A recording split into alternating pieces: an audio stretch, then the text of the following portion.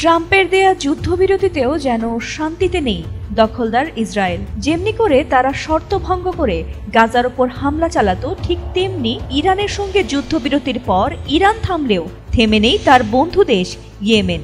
ইরানের সমর্থক হুতি বিদ্রোহীরা একের পর এক মিসাইল হামলা করে যুদ্ধবিরতিতেও ঘুম হারাম করে চলেছে নেতানিয়াহু প্রশাসনের। আবারও তাই হঠাৎ ইসরায়েলে মিসাইল ছুঁল ইয়েমেন, আর তাতে প্রাণ ভয়ে পালাচ্ছে ইহুদিরা।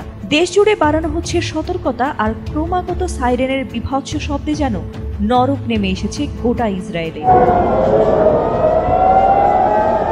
যদিও দেশটির সশস্ত্র বাহিনী আইডিএফ দাবি করেছে যে ইয়েমেন থেকে ইসরায়েলের দিকে ছোড়া ক্ষেপণাস্ত্র তারা সফলভাবে ভূপাতিত করেছে।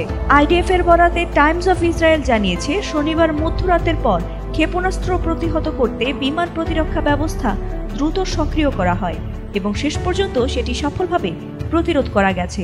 ক্ষেপণাস্ত্রটি ছোড়ার পর ডেড সি ও জুডিয়ান মরুভূমি এলাকায় সতর্কতামূলক সাইরেন বাজানো হয়, যাতে সাধারণ জনগণ নিরাপদ আশ্রয়ে যেতে পারে।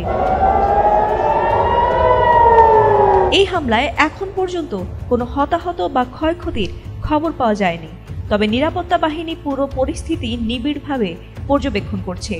এছাড়া জনগণকে হামলা থেকে বাঁচাতে জরুরি নির্দেশনা অনুসরণ করার আহ্বান জানিয়েছে তারা।